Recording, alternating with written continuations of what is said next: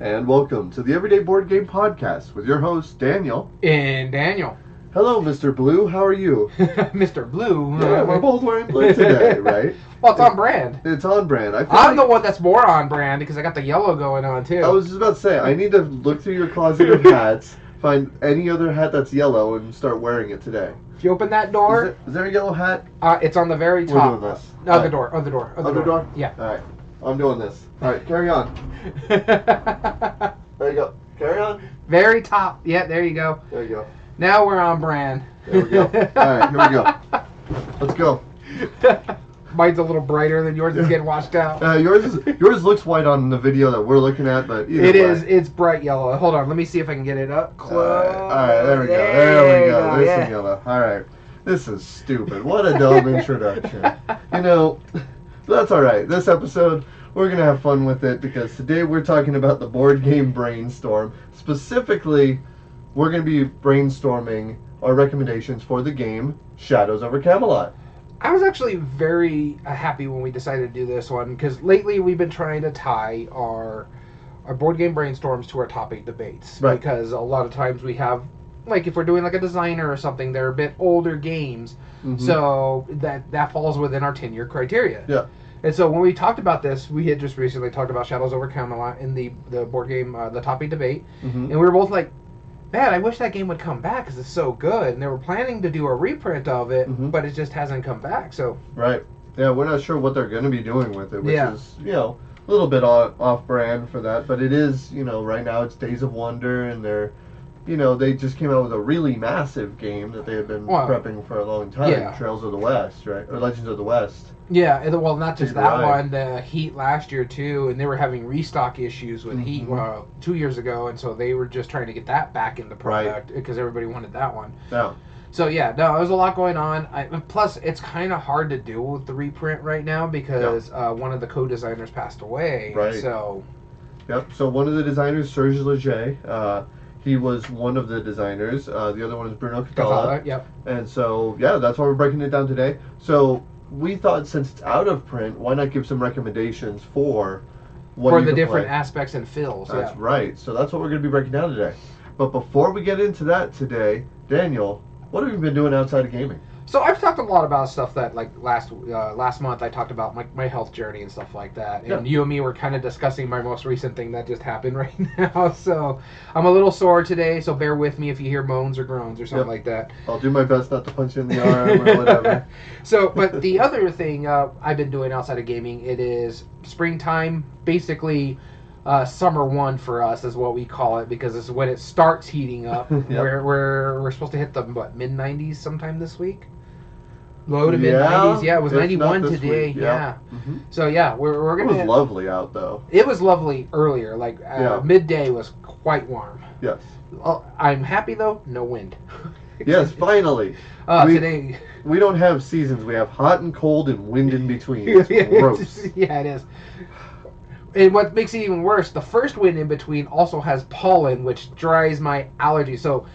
when everybody has a spring, summer, fall, winter, we have allergies, summer 1, summer 2, starting to cool off, winter. Yes. Yeah. It's the allergy season. We literally have an allergy season. Yes. Like, it's not allergy season like everyone else says. Like, a doctor says, oh, it must be allergy season. No, we have allergy warnings on the Weather Channel in our parts. Because of the dust. And also a big part of that, too, and it drives me insane. El Paso's the big notorious one of this, but the older neighbors here in Cruces, too, they decided back in, like, the 60s and 70s, it was a good idea to plant mulberry trees in this area. Yeah.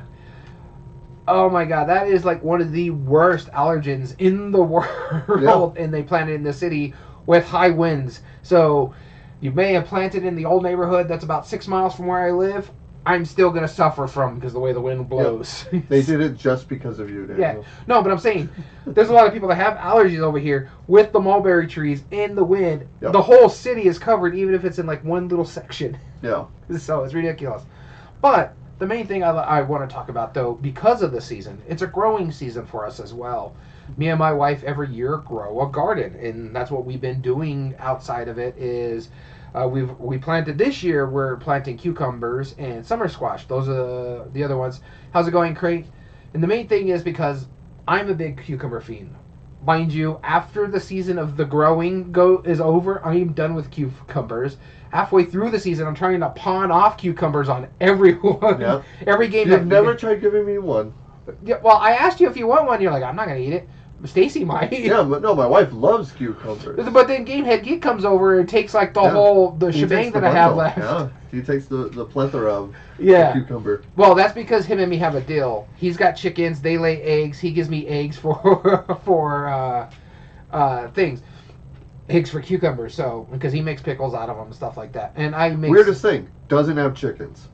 No, he does. He does. But that would be He's hilarious. got a lot of chickens. It's like, yeah, one of my animals laid eggs. Haven't figured out which one yet. Let's find out what it is.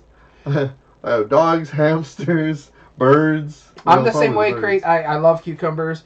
We've tried growing watermelons. They do okay. We haven't really been very successful with watermelons the last 2 years, so me and the wife decided to change it up. And part of my health diet, too, is I'm trying to replace stuff that's very carby, like pastas and stuff like that, with new stuff. So this year we're trying to grow summer squash, because summer squash grows really good out here. Or not summer squash, spaghetti squash, sorry. Yeah. And squash grows really good out in this area. Mm-hmm. We live in the desert.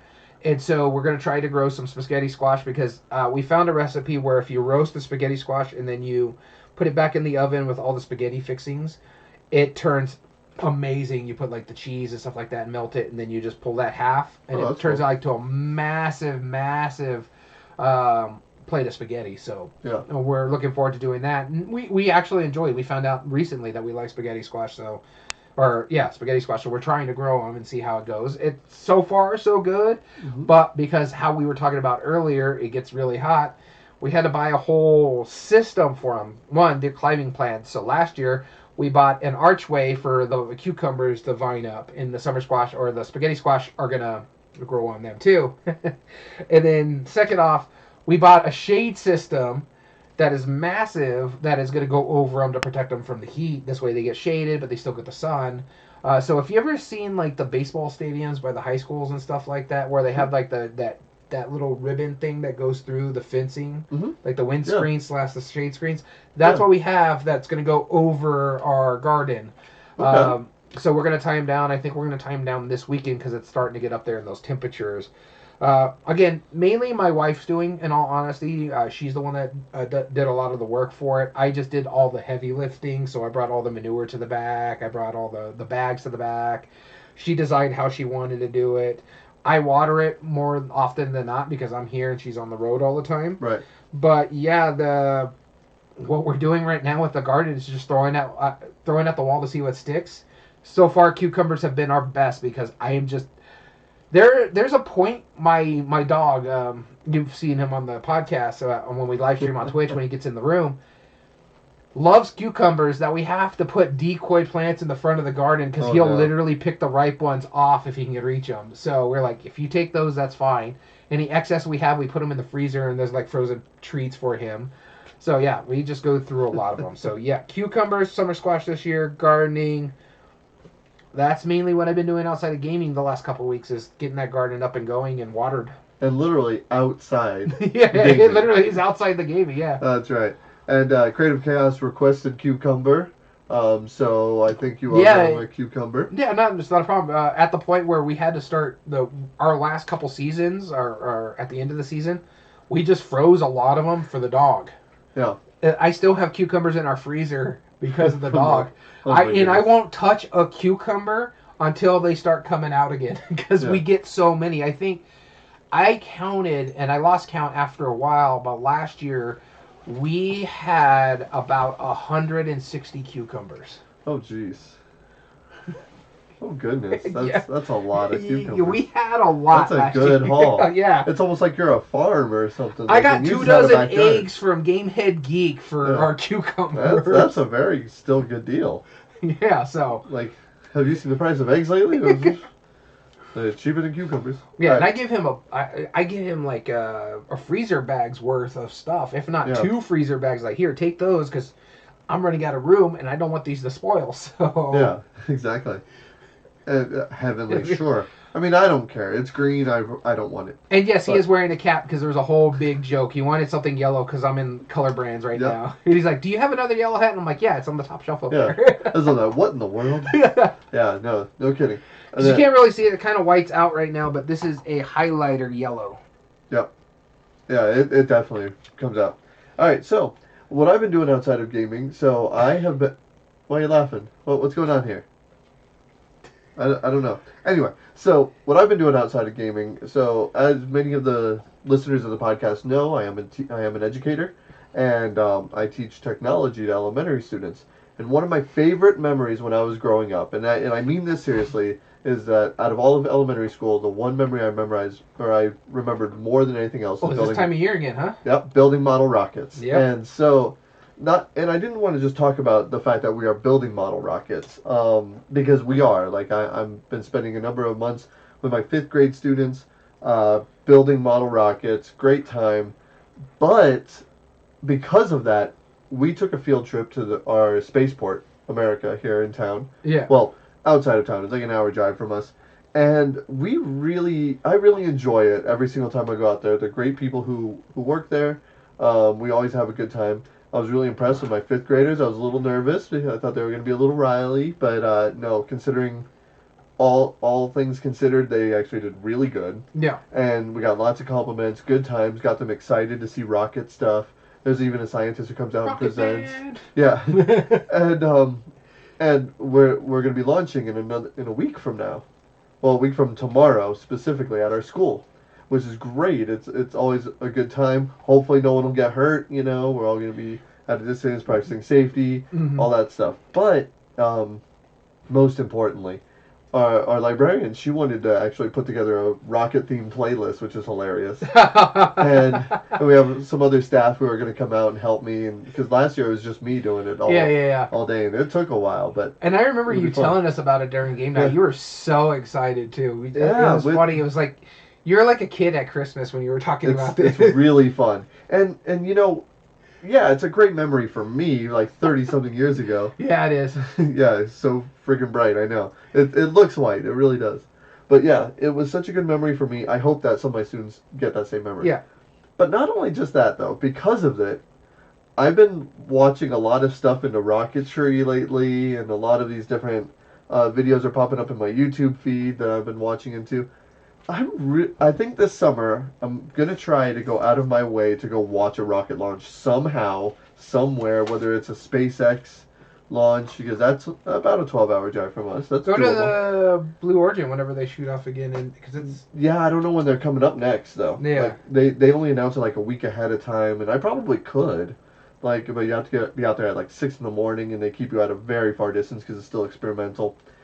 Just all sorts of different things, and. Like, we have SpaceX near us, we have Virgin Galactic that is mostly pulled out, but they're still there, but they lost a lot of staff. But then we have SpaceX, like, experimental rockets over in Houston, which isn't too far away. And, definitely don't plan for Virgin Galactic, unfortunately. Yeah. But, it wouldn't be that hard to drive to Florida and watch one from Cape Canaveral. I've been to Cape Canaveral. I would really love to go see an actual rocket launch. It was interesting. I have been to Cape Canaveral just recently too, because that's where our port was for a cruise. You actually see there was no rocket there, but you see the platform from where we were docking. Yeah. See, I would love that. Imagine there's like a cruise. Yeah. Imagine if there was a cruise that actually went during a rocket launch. Now I get why they wouldn't do that. Yeah. Let's see here. Oh, okay. That's a shame. It's not going to be for a while. But yeah, I mean, this summer, why couldn't I go see a rocket launch somewhere, right? Yeah. Or at least something space-wise. I might go to Kennedy Space Center over in Houston. And SpaceX would probably be your best bet in California right now, because they're the only ones really shooting anything off. Well, over in Houston, down near South Padre, Boca Chica is where they do their experimental launches. Yeah. Yeah, which is doable. And they do it there because there's not too much, like, fishing in the area. And so if something goes wrong, they just aim it that way, towards the water, Yeah. Which makes sense, right? But, man, I would just love to go see you would not want to go to Houston in the middle of summer. I'm sorry. No, I agree. Be miserable. And if you drag Stacy to that, she's really going to be I'm miserable. not going to bring her. No, I'd bring my son if anybody, but yeah, man, I'm looking forward to it. And then on top of it, outside, I know this is outside of gaming, but I wanted to bring this up real quick.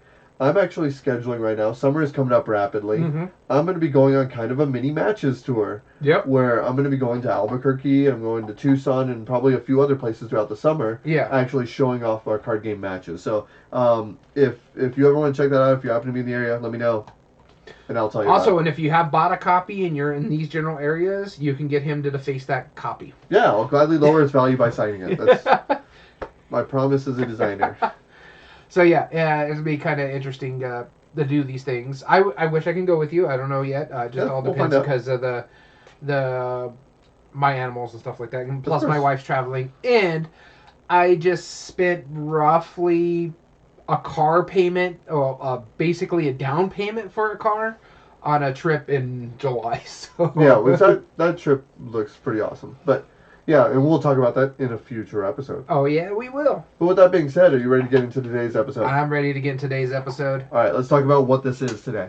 We are going to be doing a board game brainstorm, where what we do is we take a game that's 20 or more, or 10 or more years 10 older. or more, yeah. This so happens to be older than that. And actually, I think it's roughly 20 years old. I think it was, 2004? Something like that. No, it was after Ticket to Ride, so it was like 2006, 2007. Oh, yeah, it's not that far off. But it's not. It's like 18 years. It's still long.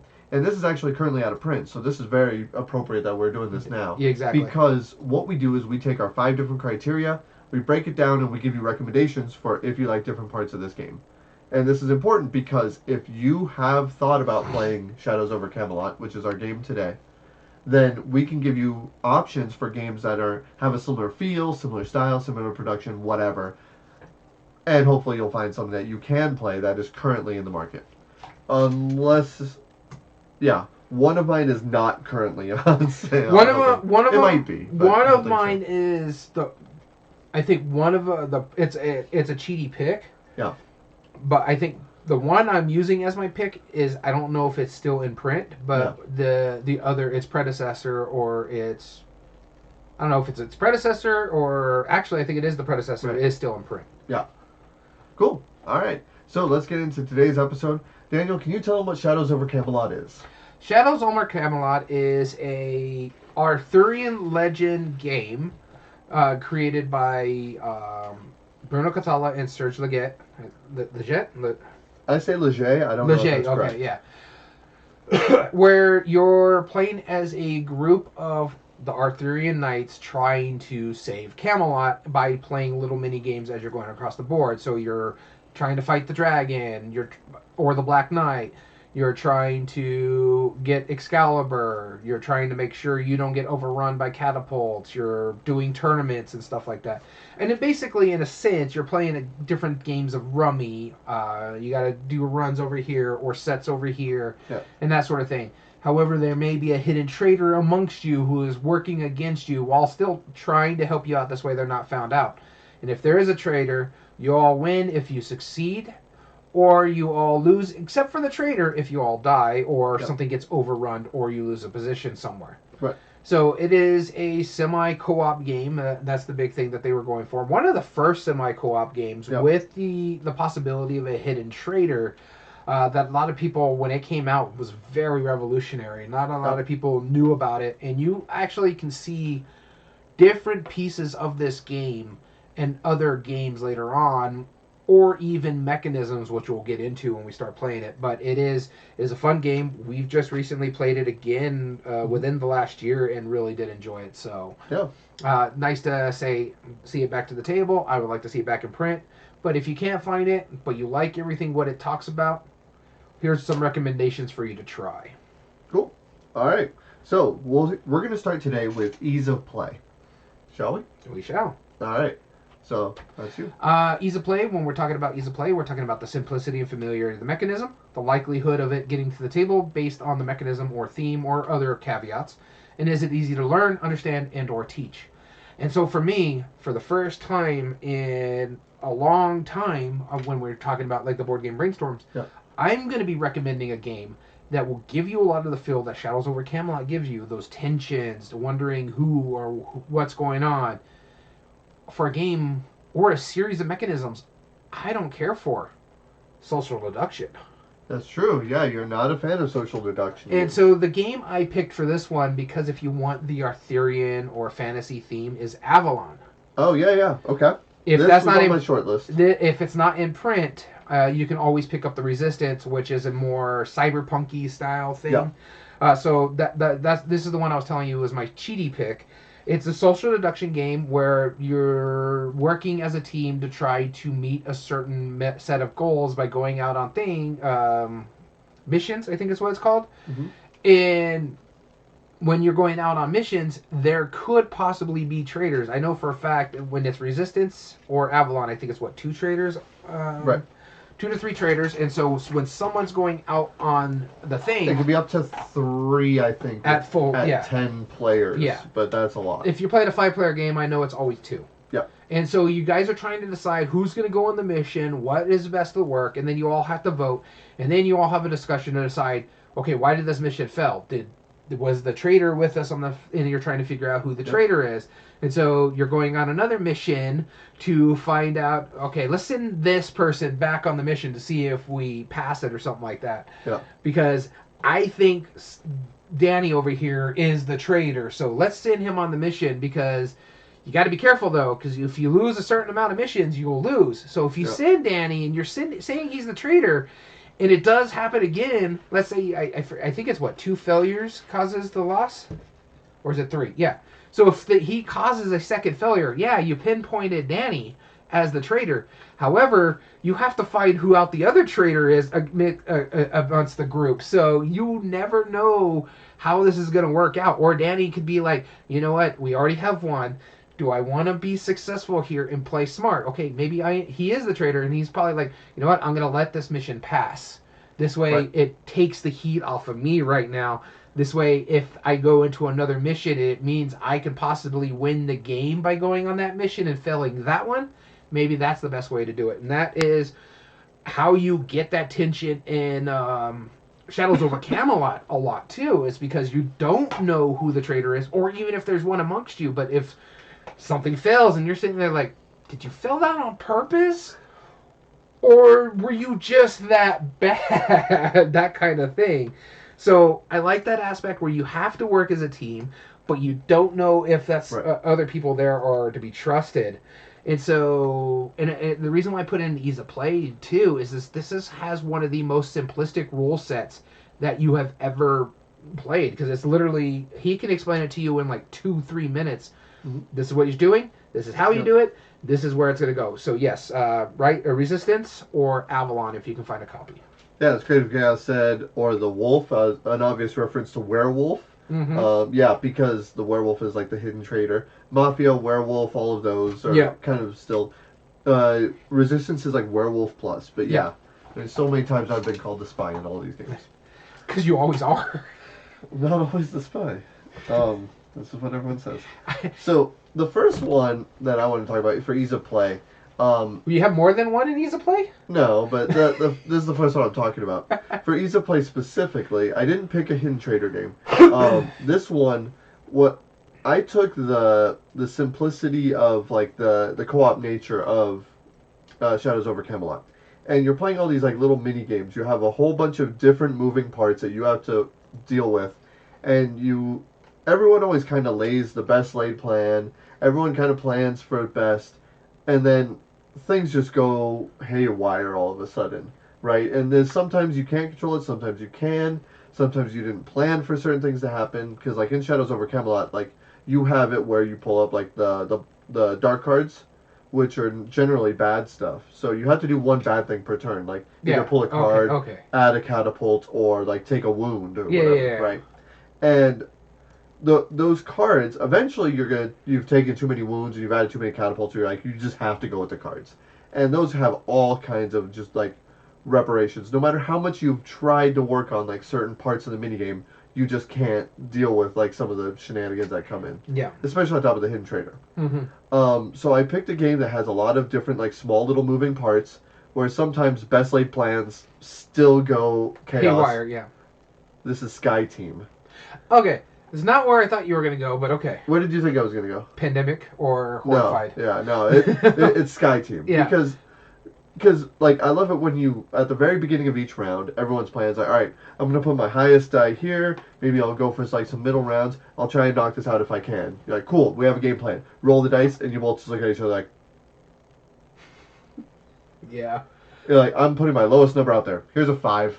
Because you can't speak after those dice are rolled. Yeah. And it just causes that absolute moment of just, like I love it, the very first roll, you just look at it, you're like... And you both just simultaneously point to the reroll token. Yeah. Yep. No. And I remember there was one time where I saw 2 people playing this. Yeah. It's a 2-player game, of course. Yeah. But I saw my son and one of our regulars play it, and it was absolutely hilarious because one of the guys, he pulled me over. He was like, "Hey, Danny, come look at this," and he rolled 3 5s and a 3. I was like, "That's ridiculous." And I look over at my son's. He had all 5s. I was like, "Just you wait." Like, you think you rolled bad? Oh God. Yeah. I love it, and that game just brings out that ridiculousness. And like, there's that role playing where like, as soon as like you lay out all the dice, they're like, "Why did you do it that way?" It's like, I had no choice, man. Go get a cup of coffee next time. Then we'll deal with you. Yeah, I love it. Sky Team. That would be my recommendation. I like that one. It is a fun game. Yeah. My only issue with it, 2 players. Yep, I know. It won't get played in this house. I did like it. I played it on an airplane, so I'm better than you. I would not do that. All right, replay value. Replay value. Here we go. All right. So replay value, this is specifically talking about the length of time and scaling well, like how long does the game last per player, and the player range that it could play. The second category is minimum number of players for the full experience, and expandability. Currently, right now, Shadows Over Camelot has 1 expansion, the Merlin expansion. So there's not currently any plans to remake any expansions or anything like that. So really, only 1 expansion is all you did. Mm-hmm. All you did. So I stuck mainly to. I tried to keep with the feel of it, but I also kept with that mini game style, where it can hold a lot of players. I think this game that I picked is up to 8 players. But everyone's kind of doing their own little thing, trying to help out the common cause, until you have to eliminate somebody. This is a game that you have not played. I was like, I don't know. Yeah, but it plays like up to 8 players. The first time you play it, you're gonna lose miserably, as just like Shadows Over Camelot. And I believe it has 1 mini expansion. If you I'm kidding not mistaken. me? I'm 1 for 1 when I play Shadow Over Camelot. I've won once and I've lost once. Yeah. Both time the traitors won. So, well, okay, fair enough. So, the fact that there is a hidden traitor, there is player elimination in this game, but it's in a really fun way. This is called Helopagos. Okay. Yeah, you've talked about this before. Yeah. I love how it says it. It's a cooperative survival game until the food runs out. That's the tagline. It's basically Survivor, right? Some people are trying to get food, some people are trying to get, like scraps or whatever, or gear to try and help themselves out. Some people are doing other things in different spots of the game, and you're all working together until eventually something runs out and somebody just wasn't pulling their weight, and you all choose to vote them off the island because they are not helping you survive. It is an absolute shenanigans game, and it brings out that like replay value. Like, you can play it with the same group, and it's going to add in that, extra meta gaming of it. It's like, well, last time you tried to give us a single fish to feed a group of 8 of us. Come on now. Like, and it was just a tiny little sardine. Like, come on. Like, you're gonna metagame it.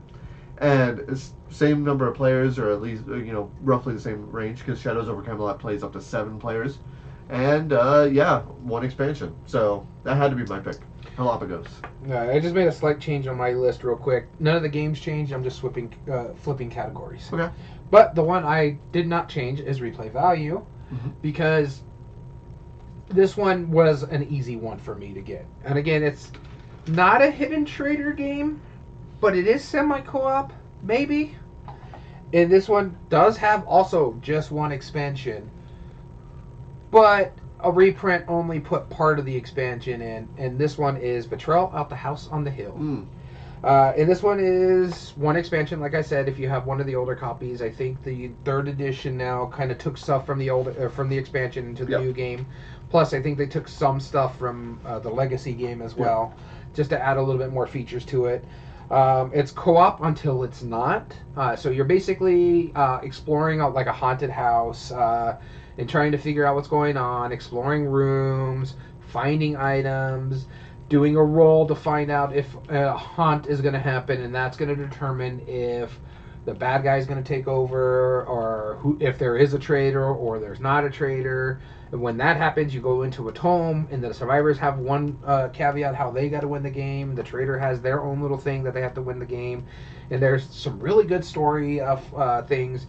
If you ever seen, I think it's called Cabin in the Woods, I think is the movie, where there's like a bunch of people who are trying to sacrifice a group of kids in the woods to the old ones and stuff like that, where they're trying to bet how that's going. That's Betrayal at House on the Hill gives me that flavor, because you can see the company in the background being like, okay, which one is it? Who's got the money on the Necronomicon and stuff like that. And so I get a lot of that feel in Betrayal on the House on the Hill. I used to love this game. I played it a bunch. Some of the expansions really, storylines in the expansion kind of soured me on this game to the point where I don't own it anymore, but it's kind of one of those games I regret not having, and I'm kind of tempted to getting the third edition back in the house if I ever catch it on a deal. I love the fact that there's a lot of exploration in this one. You're trying to determine, all right, and then there's event cards that come up depending on the tiles that you pull. There's shortcuts that are in this house that you can find. Stuff that can lead you to the attic, to the basement. It's just ridiculous. I love everything about this game. Really good component quality, too. I'm not too sure about the third edition, but yeah, and then the art's really cool. I like the fact that each character can be played by two different sides of their thing. So, like, you could either have a really powerful jock, or you could have a really fast jock. And they have like different stats and stuff like that depending on the side of the board. I love everything about this one. I think this Betrayal holds up to 6, whereas Shadows holds 7. Minimum number of plays, the full experience. At least 50 times you can get, because there's 50 different scenarios in the first book. So at least 50 times to get the full experience there. And again, one expansion. So this was by far my easiest one to put on my thing is replay value. Cool. All right. The next category we have is meaningful choice. All right. Meaningful choice is, first off, this is like the crux of the game, right? How the game works, how you're going to be making your decisions, how you play the game. This is the impact on other players' strategies, the depth of strategy, tactics, and or skill, and do arbitrary choices and or analysis paralysis have an impact on the game itself. This game, I wanted to pick a game that I felt like it didn't focus on the theme per se, but I did want to bring out that hidden traitor element of it. That was a big part of Shadows Over Camelot, is do you have someone who is actively working against the cause? It's a co-op game through and through, and it's a possible co-op game. Like, there is a chance that nobody is a traitor. Mm-hmm. And I know what this one is then. Do you know what this one is? Is it zombies? No. Oh, okay. It is not zombies. Okay, now I'm shocked. Yeah, I'm intrigued. This one, there is a possible hidden traitor, kind of. So, this is an IP game based off of an old movie. Okay. This is Rear Window, Alfred Hitchcock's Rear Window. I knew this was going to be on your list. I didn't know it was going to be here. Okay. So, such a good game. And no, it had to go on meaningful choice. I thought it was going to go into the next category, game immersion. Oh, sure. Yeah. Because it really fits its theme. When you see my game immersion, you'll see see why I picked it. But, so Alfred Hitchcock's Rear Window, this is a game where one player plays as the director. Funko Games, and everybody else is trying to determine by looking into like the windows and information that the person is giving, did a murder happen? That's what they're ultimately trying to do. But they're trying to match up with who is which person, which suspect in each location, and what their like kind of hobby is or what their attribute is. And throughout the game, you have to be working together for it. However, there might be a murder, and if there is a murder in the game itself, then that means the director is working against the players, and you will not know until the game is over, which is very similar to Shadows Over Camelot. Until that critical point where the traitor reveals themselves. Okay. That is the big turning point. This is like the ending of that, where the big reveal was their murderer, and you can even get it to the point where they can determine that the director is a murderer if they've gotten enough information out of it. So it's kind of like Mastermind meets Dixit in a weird way. You're given weird, surreal cards. You're trying to get information from certain parts of it. And the reason I think this works so well is I remember that part of it is you can put up to 2 cards face down. If you're the director and you work cooperatively, that's because they don't match anything and you want to put them down because you don't want to lead them astray. Yeah. And I saw this many times where the director would put down cards face down, and myself included, they would put a card face down because I don't want to give them that information because it would throw everybody off. And then one of the character's abilities lets them look at it and go, oh, you know what? This is this character. I bet they're working against us. Like, why would they be hiding that? It's like you totally did not understand the reason I put that face down. I'm not trying to throw you away from that character. You already knew that. Yeah. Yeah, and I love that moment where immediately they're like, no, they're working against us. And they get so confident. And the director has to just sit there quietly like, y'all are dummy. It's such a funny game. It works really well, and that possible hidden traitor element of it is just brilliant implemented. So I think it's really good, and it's a great feel. It's cheap and inexpensive game. So I still have to play this one. Oh, you haven't played it yet? Nope. Oh my god, yeah, it's so good. All right, so good. This is the one where I said I swapped 2 games. So the game I'm about to talk to was originally my not replay value, art and production game. I'm moving it to Meaningful Choice because I just think the one that I originally had here will do better in the art and production aspect of things. Yeah. But the one I am going to talk about is also a 1 versus many game, but this is a straight up 1 versus many game. There's no ifs, ands, or buts about it. I can't wear this anymore. It's all good. You can put it on the table behind you. All right. It has really good art on it. Decent enough components. It's an older game. And it just got a reprint by a different company, but they used the exact same thing from the 3rd edition of this game. And this is Fury of Dracula.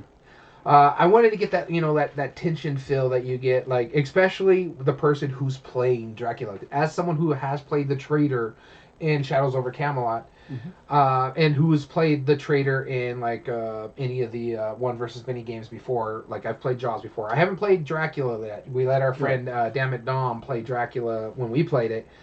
And I know that tension and how it feels. And so far, this has actually been one of my favorite 1 versus many games because even though it's long, it doesn't feel long. And then when you're working as a group and trying to decide where this guy is, it's like, is he here or is he there? Or let's go over here and find him out there. That tension does really, really well on when it comes to that Meaningful Choice because you got to be smart how your characters go. Do we spread out and try to narrow down where he's been? Or, okay, now we found him, or we think we found him. Do we set a trap and determine where he's at? And that sort of stuff. And then when you're playing Dracula, you're trying to determine, okay, if I play this smart and I go here and here, I can get away from this net that they're casting. Because the one thing I have an issue with Fury of Dracula is you have to play all the hunters. I get why, but you have to play with a full 5-player count. If you're playing with a full player count, someone's running 2 characters or you're taking turns running 2 characters. And so when you're doing that aspect and when you're trying to cast that net, Dracula is trying to figure out where you're going, but there are such smart choices, and all your discussions have to be out loud unless there's certain phases that allow you to trade cards without saying you're trading cards and stuff like that. So I like that fact that we can have this open discussion where we're trying to do, while Dracula's trying to run, that tension is there because we're like, we need to find him because if it gets any further, he's going to win because dread is just massive right now. Yeah. And so you get that tension in Shadows Over Camelot too because it's like, do I reveal myself now as the traitor since it's so close and saying, okay, I'm going to do this, and boom, now I'm the bad guy. Yep. And so I love that aspect of it. So that's why I felt like Fury of Dracula needed to move into Meaningful Choice because it's a lot of smart choices how you play this game. And so, yep. So my meaningful choice is Fury of Dracula, the 4th edition, if you want to count it, by WizKids. You can still find 3rd edition from Fantasy Flight Games. Pick your poison, whatever you can find. Cool. All right, next one is game immersion. Here we go. All right, so this one is me. When we're talking about game immersion, we're talking about, is the game fun to lose?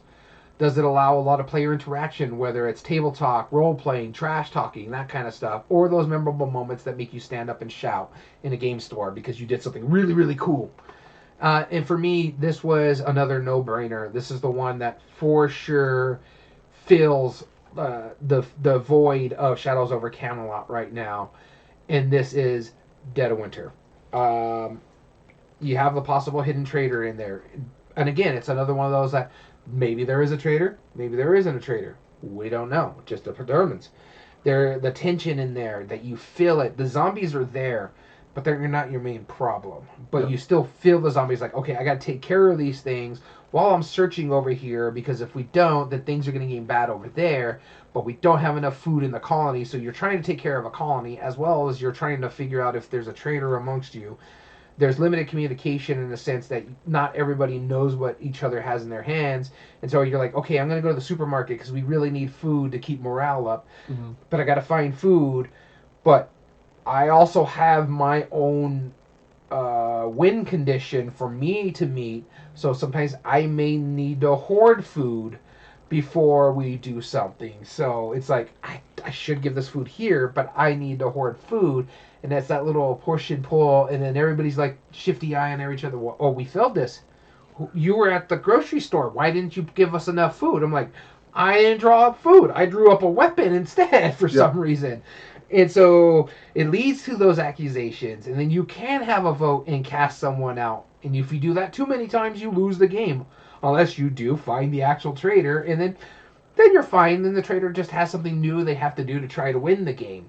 Yeah. And so there is a lot of fun tension, a lot of memorable moments.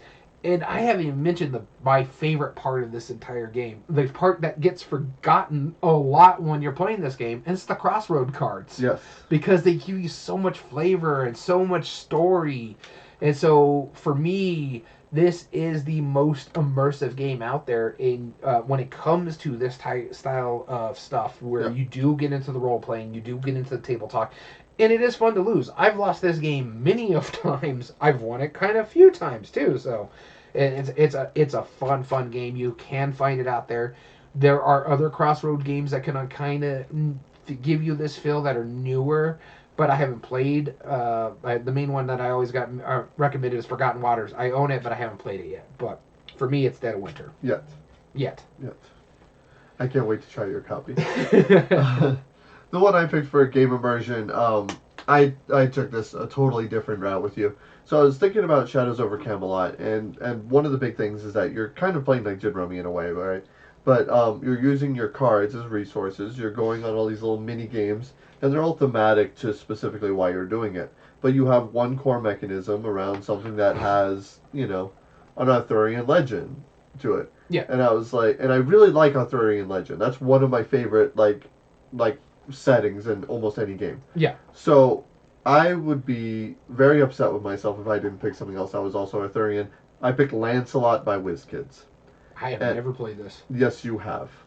You played my copy. I don't remember this. So exactly. It's not memorable. It wasn't memorable. There was a rondel. You were going around, and it was Arthurian legend. And there was different spots on the board. There's like 7 different locations. One, you were doing a different kind of. We did during one of our game nights when it was my. I know, I believe you. I'm just looking up the game because I don't remember. Right. That's the one problem with it, but it is Arthurian, and you are playing the same kind of mini games. Now, the reason I picked this is because I know it's not the most thematic game, but it does feel like you're kind of going on these little portions of the board. Looking at the cover, and I don't remember it. Yeah, no, I know. When you see the board, you'll see. Yeah. And so... okay. As you're doing these little mini games and stuff, it feels like you're going on all these quests. Like you don't have enough time to do them all. You go to one part, then you go to another. Other people jump ahead of you, do a different one, and you're just jumping around this board, kind of fulfilling out these little mini quests in different ways.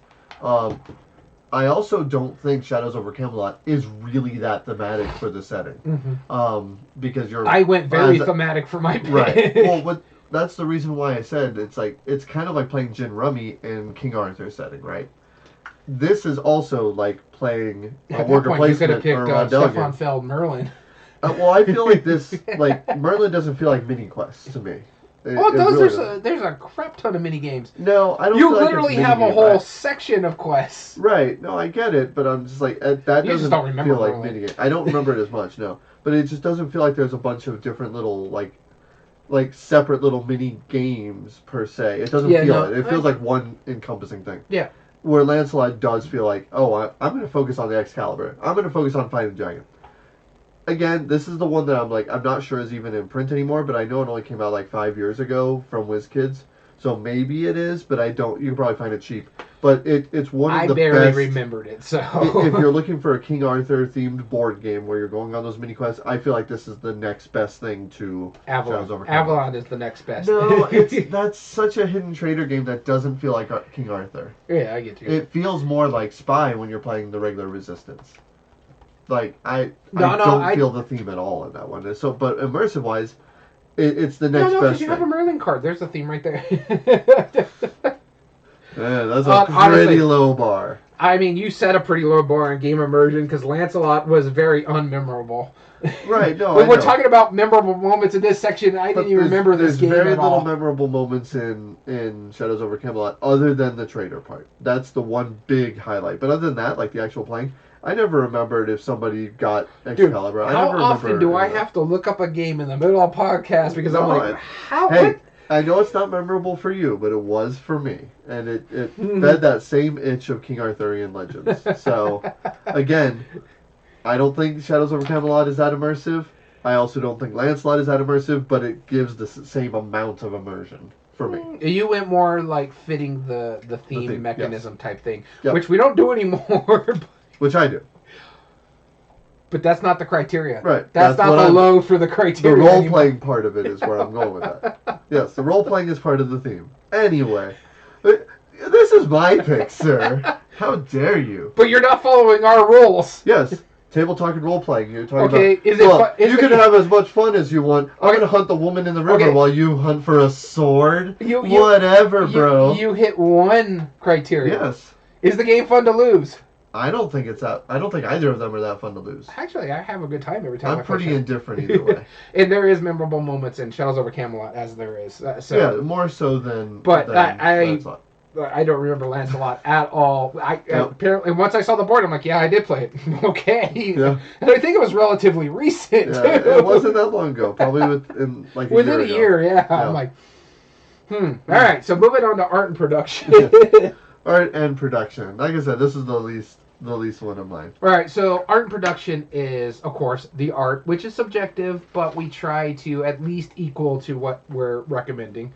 The pieces of components, the quality of them, whether it's good cardstock or good minis or figurines or wood. Yeah. And then the graphic design, which is like the most important thing for us because, as we mentioned in past podcasts, we're both colorblind. So if you're not icon heavy or you're not colorblind friendly, then we're going to get you a knock on this one. Mm-hmm. And so again, as I mentioned earlier, this was a switch for me. Originally, this was my meaningful choice, but I just think it feels so much better in art and production, or because of the company that made this game.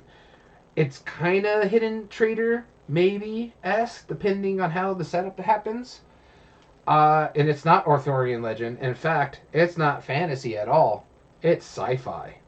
This is Nemesis from Awakened Realms.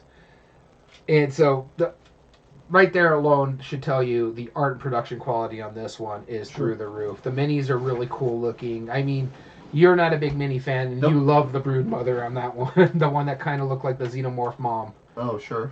Yeah, you like that. There could be a traitor. We all have our own individual goals. You could do it straight up co-op. It's one of those ones that through the kitchen sink, you can do co-op, you can do solo. There's different rules for different things. But just that it gives you that feel where you might have a traitor amongst you in this ship. You also have to fight all these things that are coming at you, kind of like how you got to take care of the catapults, or you got to make sure the dragon or the Black Knight is taken care of. You also have to find certain resources to help you. So like you're going to the Lady of the Lake to find Excalibur. And so you're doing all these little different things. Everybody has their own minor missions and stuff like that. I just think this is good enough to be on this criteria, and you can find Nemesis a lot. There's Nemesis Lockdown. They just had another one. I can't remember what it was. So I feel the art, the pieces of component, and the graphic design are really well done in this one. Awakened Realms knocked it out of the park. Is it my favorite game? No, but I like it better than the first game I talked about. So fair enough. The last one I wanted to talk about for art and production, I picked another game that had, the board, while it's not descriptive enough, it really does set the tone for it. Mm-hmm. A lot of the art on it is just reminiscent of it. Shadows Over Camelot has like this dark. You didn't pick Frederikus, did you? Nope. No. But I picked this game because it has, a different style of art, but it really fits the theme. I mean, you wanted like a very traditional style medieval for Shadows Over Camelot. This fits the theme because of the kind of goofy, campy nature of it. Mm-hmm. They both have decent cardboard tokens that represent the things that they're representing. And they both have a set of miniatures that are in it as well for the different players. I am talking Horrified. You brought it up earlier. Oh, okay. Yeah, of course, yeah. I mean, it's a very different game. It's fully cooperative, but because of the fact that all of the icons are very clear, your cards, you know exactly what they're doing. Really, the only difference in what you're doing there is instead of cards numbered 1 through 5 and doing sets of them, you have like little mini games in the bosses or in the monsters that you're bringing the items to that are numbered from 1 to 6 and they're color coded. Like it's really similar. You have 2 Prospero Hall games on your list. I do. This and Rear Window because I'm sure that they took part of that inspiration from Shadows Over Camelot. They're gamers through and through. You can see a lot of it in there. Yeah, so I don't disagree with you on this one. Yeah, so Horrified. I don't have anything more to say about it. If you like the theme and the setting of, or just the way that they approached the theme in the art and production for Shadows Over Camelot, I think Horrified is a really great adaptation. Assuming you like the theme, of course. Yeah, exactly. The thing is with like Horrified too, you could pick your poison. Yeah. You have Greek, you have cryptids, and you have Universal Monster movies. Some of them do better than the others, but it's a pick your poison. They all pretty much do the same thing. The puzzles are cool in each individual. I think my favorite puzzle out of all the Horrifieds is not even in my favorite Horrified game. Oh. I love the Bigfoot one. Yeah. I like that one a lot. That's a fun one. And see, like, here's the thing. The hard part with my list is that I was trying to find one that I felt matched thematically, and I don't feel like there's any really good King Arthur games out there. There really isn't. I can talk about like a short list that I had as well. Sure. I had like Return to Dark Tower on my short list because it gives you that fantasy theme, but I'm like, doesn't really fit other than maybe the art and production aspect of it because it's really well done. But even then, it's just like, it doesn't really fit. I kind of want to give you that feel, that tension. That's why that's when I decided, to branch out and not just stick to semi-co-op or cooperative. That's why I have a 1 versus many, a social deduction series of games.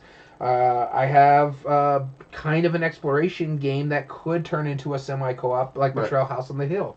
It's because, honestly, it just makes a lot of sense because what Shadows Over Camelot did for its time, as I said, you see it a lot in a lot of the mechanisms too. So social deduction got really big after this. Yeah. You have the semi-co-ops or the hidden traitor stuff after this. So you just get Dead of Winter, the Crossroads, Gen X. What is the other one? Betrayal in the House on the Hill. You got that possibly coming up. Yeah.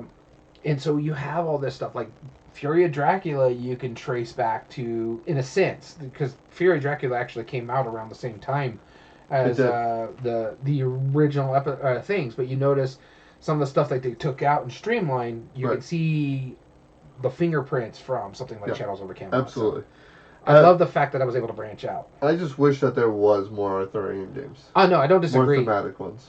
Yeah, I mean, how many Robin Hood games do we have? We even have Disney Robin Hood. We have an abundance, now. We have Disney Robin Hood. The ones that match the storyline. Why not King Arthur? Yeah, why not King Arthur? And I think we have a Stefan Feld Merlin game. Yeah. We have Shadows Over Camelot. Avalon, in a sense. Yep, and Lancelot. And then Fantasy Realms? Is Fantasy Realms would you it's not really Arthurian, though. It's there just is generic medieval Arthurian in the... fantasy, yeah. There is Arthurian stuff in there, but it's not like... Yeah. The main thing is, like, I don't even think I have an Arthurian-themed game, because Right. I don't own Lancelot. I can't find Shadows Over Camelot without going and Merlin out. is too generic. Oh, yeah, well, then I have Merlin. Okay, yeah, that's right. I have Merlin. I'm looking at the base box down right there. under his desk for some reason. Well, it's, I was pulling it out because I hide stuff from my wife in the game boxes that I keep in my closet. Because, like, I'll wrap her Christmas gifts in game boxes. This way she can't determine what I got her. Thankfully, she doesn't listen to the podcast. Well, she knows what I do. I do it every year. That's funny. And she's not about to find out. Well, the thing is, too, like, even if she wanted to go search for her Christmas gifts and, Snoop, open that closet. See how many boxes are in there and see which one will have her gifts. Yep. So, it's like, good luck. Good luck. Yeah, that's on you. So, we hope you enjoyed our episode today. If you know of any Arthurian games that we missed, comment down below. Let us know because we want to know about it. I guess that's not Arthurian, but it's kind of Legends of Andor is kind of close. But even then, it's not Arthurian. Just generic fantasy. Honestly, you could put Arthurian on Legends of Andor, really. Yeah, I suppose. Yeah. All right. Well, we want to thank you for tuning in. If you ever want to email us directly, you sure can. Email us at everydayboardgames2020@gmail.com, whether that's to enter in future contests, to give us ideas for future episodes, or just to say hello. Also, we have an Instagram. That's instagram.com/everydayboardgames. We're trying to be better about posting pictures about our games that we've been playing. Mm-hmm. And we're thinking about, doing a little bit of short form stuff. Maybe we'll put a video up saying we're about to record, so pay attention to that sort of thing. Yep. As well as all video re-uploads are found on YouTube at youtube.com/@everydayboardgames. And if you like what we do, there are 3 things you can do to help us grow on the platform. Subscribe if you're not. Like the video, and comment down below and tell us your thoughts on the subject. And if you ever want to join us on a live filming of our episodes, like our friends Creative Chaos or anybody else who tuned in today, please join us at twitch.tv/everydayboardgames and join in on the chat.